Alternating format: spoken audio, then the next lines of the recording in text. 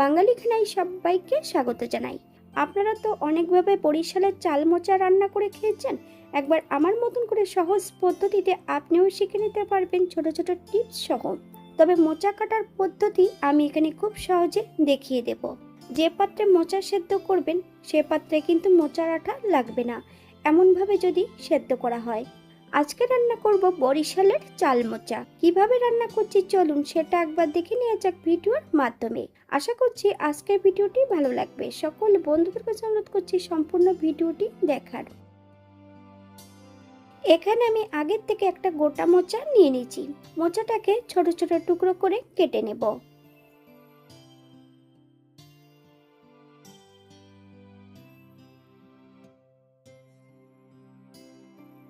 মোচা কাটার জন্য আমি একটা পাত্রে বেশ কিছুটা জল নিয়েছি। 1 চামচ হলুদ গুঁড়ো বেশ ভালো করে মিশিয়ে নেব।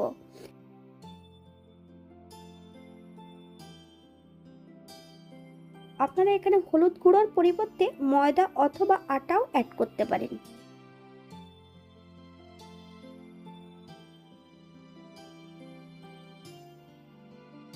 এইভাবে ছোট ছোট টুকরো করে মোচাগুলো কেটে নিতে হবে। আপনারা এর থেকে ছোট বড় টুকরো করে কেটে নিতে পারেন।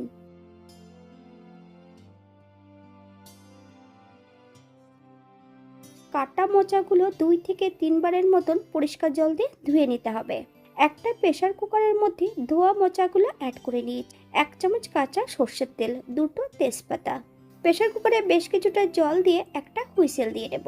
সর্ষের তেল অ্যাড করলে কিন্তু যে পাত্রে আপনি সেদ্ধ বসাবেন সেই পাত্রে কিন্তু আঠাটা লাগবে না।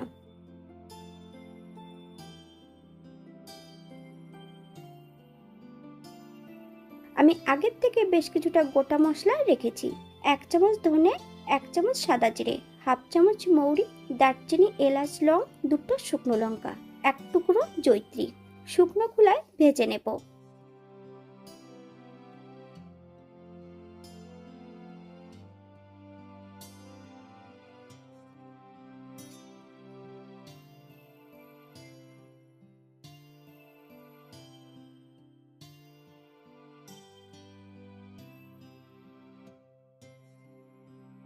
মশলাটা ভাজা হলে ঠান্ডা করে নিয়ে 90% মতন গুঁড়ো করে নিতে হবে।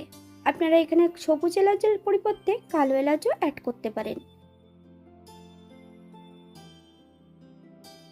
একই কড়াইতে বেশ কিছুটা সর্ষের তেল অ্যাড করেছি। তেল গরম হওয়া পর্যন্ত অপেক্ষা করতে হবে। হাফ চামচ লবণ আর হাফ চামচ হলুদের গুঁড়ো দিয়ে বেশ কিছুটা আলুর টুকরো ভেজে নেব।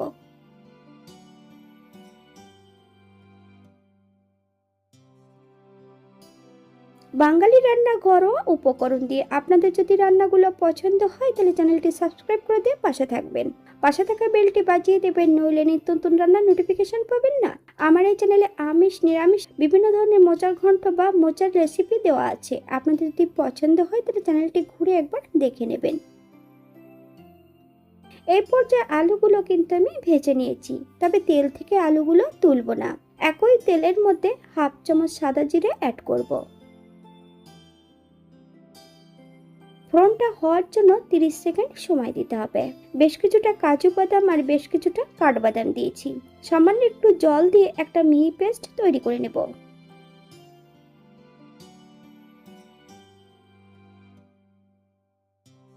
আগের থেকে 3 থেকে 4 চামচের মতন গোবিন্দভোগ চাল ভিজিয়ে রেখেছিলাম।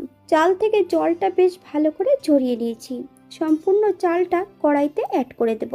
গ্যাসের ফ্লেমটা মিডিয়ামে রেখে বেশ কিছু সময় ধরে ভেজে নিতে হবে, অথবা যতক্ষণ চাল থেকে সুগন্ধ ছাড়ছে না ততক্ষণ ভেজে নিতে হবে।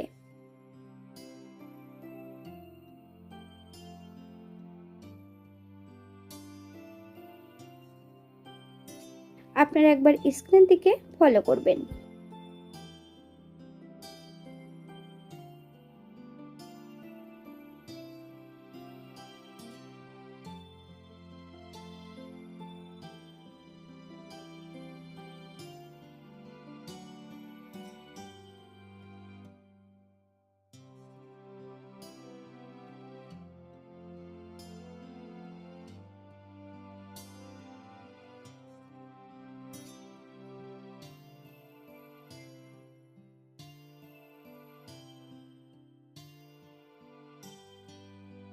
একটা শুকনো লঙ্কা, দুটো তেজপাতা অ্যাড করব।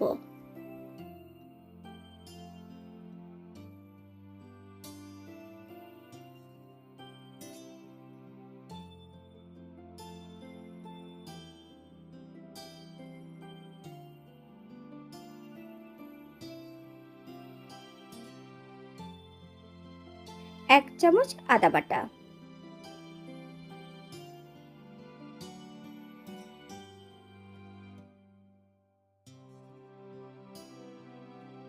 সম্পূর্ণ মশলাটা অ্যাড করে দিয়েছি। মিডিয়াম আঁচে মশলাটা বেশ ভালো করে ভেজে নিতে হবে। হাফ চামচ হলুদ গুঁড়ো,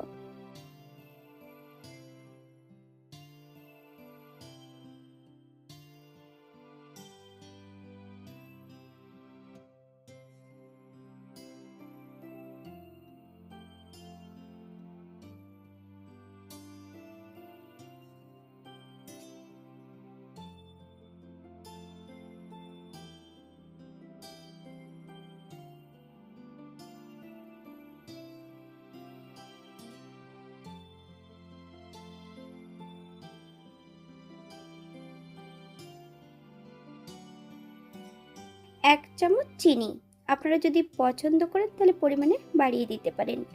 হাফ চামচ কাশ্মীর লঙ্কার গুঁড়ো,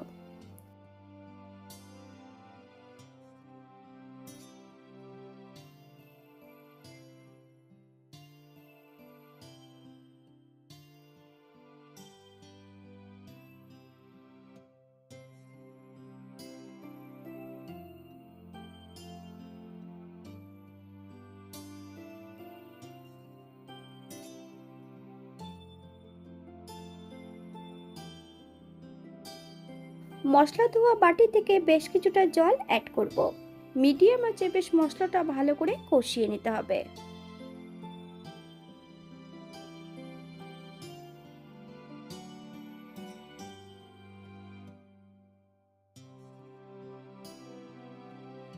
বেশ কয়েকটা গোটা কাঁচা লঙ্কা অ্যাড করেছি, আপনারা যদি পছন্দ করেন তাহলে পরিমাণে বাড়িয়ে দিতে পারেন।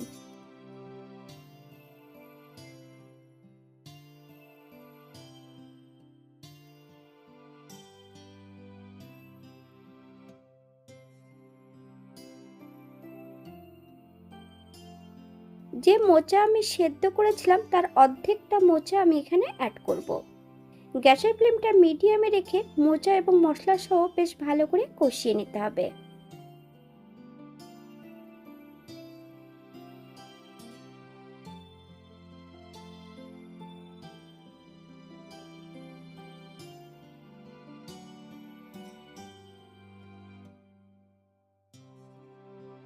দুই চামচ গুঁড়ো দুধ, এখানে বেশ কিছুটা গরম জল অ্যাড করব।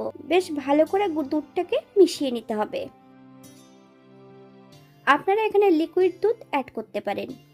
গ্যাসের ফ্লেমটা লোতে রেখে সম্পূর্ণ দুধের মিশ্রণটা অ্যাড করে দেব।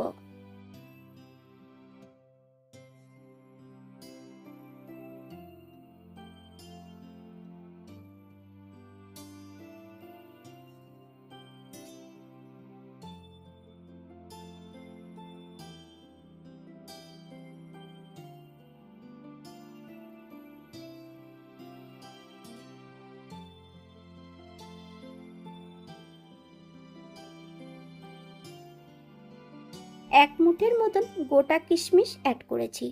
আপনারা যদি পছন্দ করেন তাহলে এখানে কাজুটাও গোটা অ্যাড করতে পারেন। গ্যাসের ফ্লেমটা মিডিয়ামে রেখে বেশ কিছু সময় ঢাকা দিয়ে রেখে দেব। তবে শুধু ঢাকা দিয়ে রাখলে হবে না, ঢাকা খুলে মাঝে মাঝে নেড়ে চেড়ে দিতে হবে, নইলে কড়ার নিচটাতে লেগে যেতে পারে।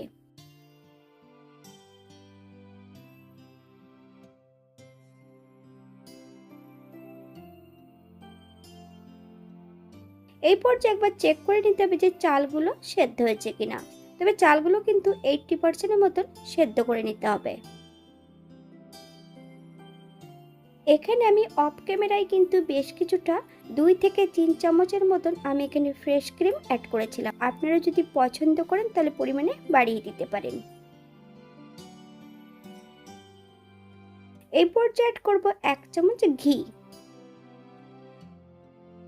গ্যাসের ফ্লেমটা অফ করে দিয়ে 5 মিনিটের জন্য স্ট্যান্ডিং টাইম দেব, তারপর সার্ভ করব। এটা দেখতে যেমন ভারী সুন্দর হয়েছিল, এটা খেতে কিন্তু অসম্ভব ভালো হয়েছিল। আপনারা বাড়িতে একবার একই পদ্ধতিতে বানিয়ে নেবেন। আমি এখানে যে আলুগুলো অ্যাড করেছি, আপনারা আলুটা অপছন্দ করলে বাদ দিতে পারেন। এখানে যে উপকরণগুলো অ্যাড করেছি আপনারা এর থেকে কম বেশি করে নিতে পারেন। আপনারা যদি পেঁয়াজ রসুন বা অন্যান্য মশলা পছন্দ করলে অ্যাড করতে পারেন।